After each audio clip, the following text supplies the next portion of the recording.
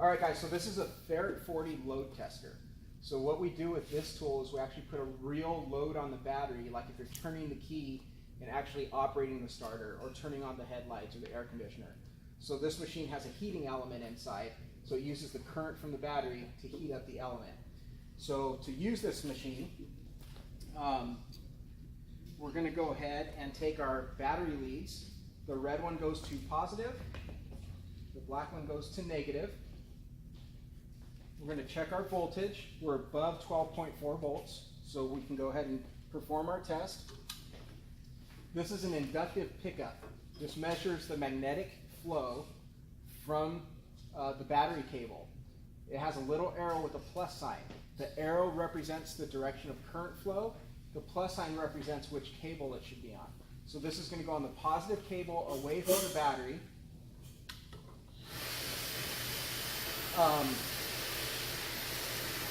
Before I hook this up, I want to make sure that my amps are measuring 0.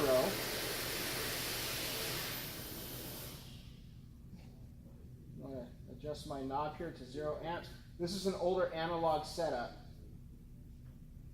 So the newer digital machine I'll teach you guys also. So we're close to 0 amps there, where it says 2, but that's as close as I can get to 0. We're going to go ahead and hook that up, arrow pointing away from the battery. I'm going to load this to half the cold cranking amps for 15 seconds. Cold cranking amps is 600, so I'm going to load it to 300 amps, and we're looking for voltage above 9.6 volts. If it dips below 9.6 volts, then the battery does not have full capacity. Okay, so we're going to go to 300 amps.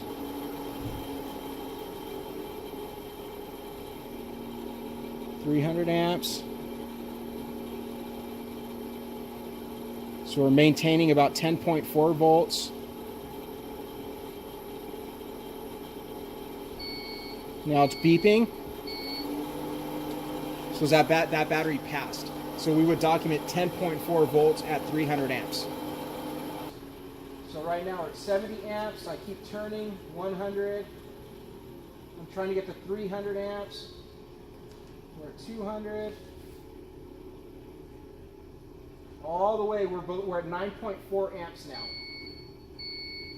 So we went to 9.4 amps, we didn't reach 300 amps. Okay, so our first test passed, our second test failed. So this battery needs to be replaced.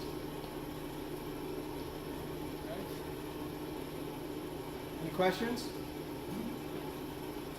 So see that, even though the battery's good, this would probably start a car and it would work fine, but when you put under a heavy load, like a lot of accessories, or if this was in a boat and operating pumps and lights and radios, or if it was exposed to hot or cold weather, this battery would show its weakness. Okay? That's it. So this battery failed. Really? Yeah. You think it will get this